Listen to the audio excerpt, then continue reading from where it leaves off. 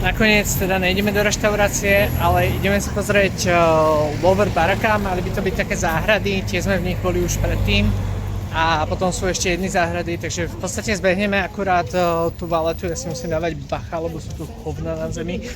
Takže, a ten chodník je strašne malý inak, neviem, máme tu nejakú uchylku na Malte, strašne malé chodníky a všade hovna.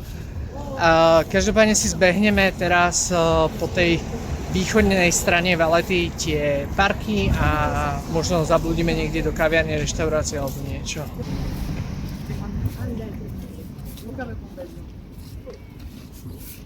Špláme pomaly takto do kopca. Je to zahul, no. Dneska to máme naozaj veľa, aj keď akože ono to nie je nejako veľa chodenia, ale tým, že sme boli v tom múzeu a tým, že zastavujeme a tak sa nám to celku predĺžilo časovo.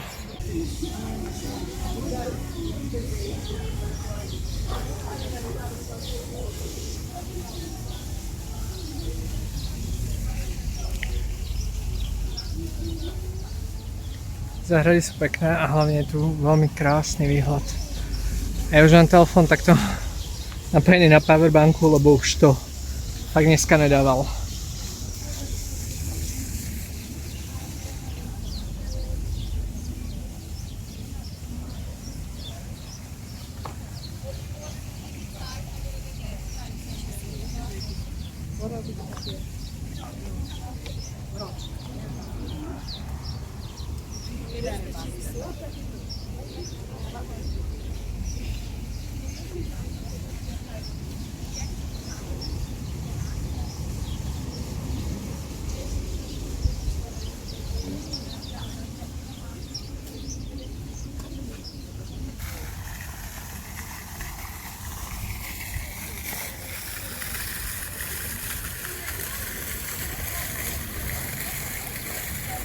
Tu bude potom tiež v celku pekný výhľad na ľavej strane a ešte by to mala byť aj taká socha. A to nemyslím teda túto.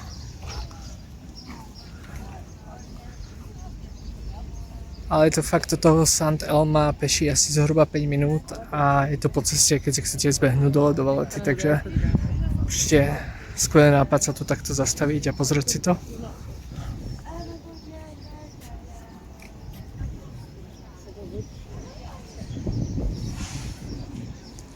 S tým, že opäť posledne, keď sme tu boli, tak vám takto ukážem.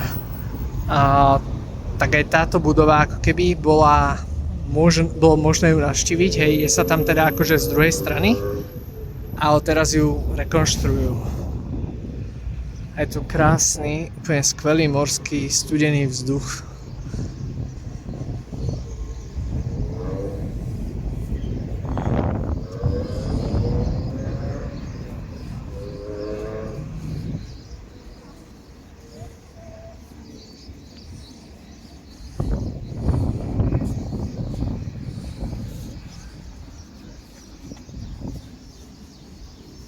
Máme šťastie, že tu nie je veľa ľudí, lebo posledne, keď sme boli na Malte, tak bolo veľmi veľa ľudí práve aj tuto na týchto balkoníkoch, že si tu človek nemohol spraviť ani nejakú fotku alebo video.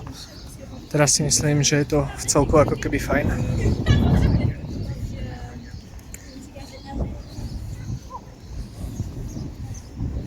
A odtiaľ to vám možno môžem ukázať. A je to Sant Elmo, aj keď neviem, či to úplne... Asi to uvidíte. Že v podstate v krátkosti toto je asi všetko, lebo v podstate keď sa tak pozriete, tak toto je ešte taký parčík a tu je tá budova a moc tu toho viac nie je. Lower Baraka za nami a ideme smerom k Upper Baraka.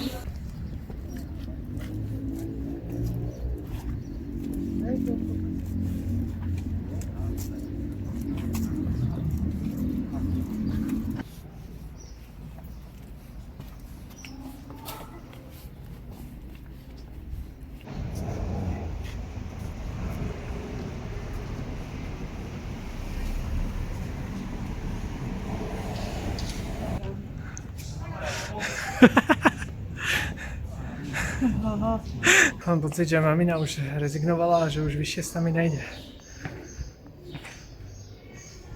Som sa ju nakoniec presvedčila, že ideme ďalej. Ona chcela nejakú fotku, tak si jej spravím video. Dostatočne prešla všetky tieto schody. Dorazili sme úspešne k Upper Baraka Gardens. Že si to tu môžeme teraz všetko popozerať.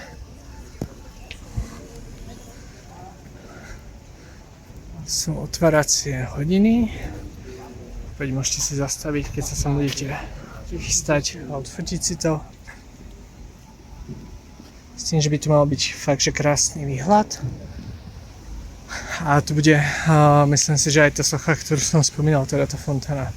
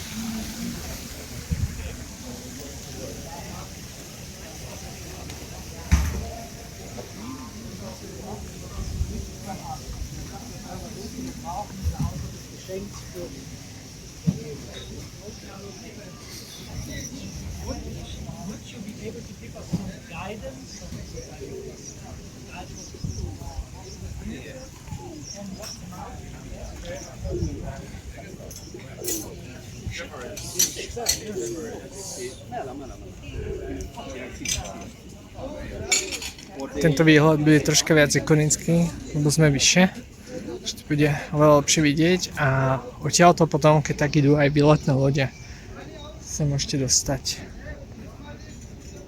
Tým, že potom hneď tuto vedľa je takýto výťah, jedna jazda by mala stať 1 euro a v podstate vás vyvezie hore alebo potom dole. Som sa so Sunicou teraz tak rozdielil, ona si chce spraviť nejaké fotky a ja vám to tu chcem v rýchlosti v podstate natočiť a nejaký taký walkthrough alebo priebeh tej danej záhrady. S tým, že v podstate tu je reštaurácia, majú tu rôzne zaujímavé zákusky, aj sme si niečo dali tu s vodou. S tým, že potom tu idem smerom k tomu výťahu.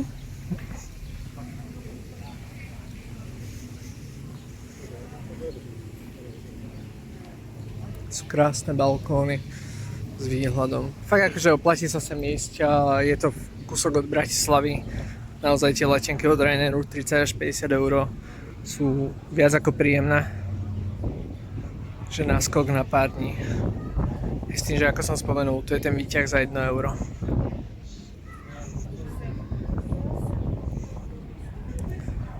Tu máme výhľad. V rámci toho výhľadu si môžete zakúpiť aj možnosť pozerať sa takým ďalekohľadom. Ja mám úplne predstavu, koľko to stojí. Ale ten výhľad je fakt akože úžasný tu. Za chvíľu nám bude zapadať pomaly aj slnko.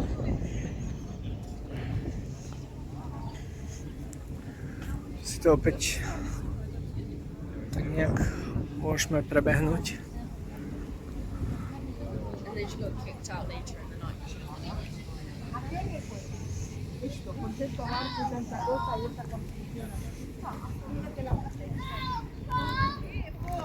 To je v podstate potom taký balkoník, ktorý je ideálny na fotky, taký menší fotokútik.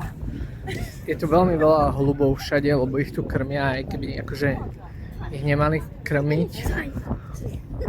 Tu máme ten balkoník s tým výhľadom. A potom tie holuby samozrejme nelen, že tu lietajú, ale tu aj serú po stoloch, všetko v tej reštaurácii, takže je to také akože jedno veľké mínus, ale tak v podstate môžu si za toho ľudia a teda hlavne tí turisti, ktorí tu sú sami. Môžeme pokračovať z balkoníku, teda sem vedľa. Oh, bro.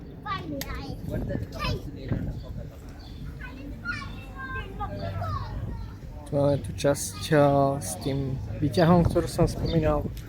A tu je potom druhá časť, kde je opäť veľmi veľa miest, kde si človek vie spraviť nejakú fotku.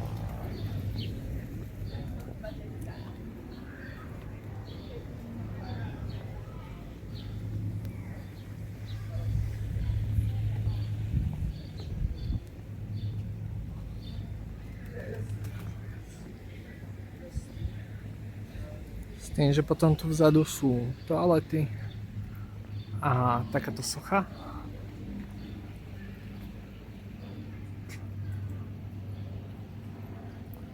Mne sa mi páčia tie levy, aj tie, čo sú v Medíne.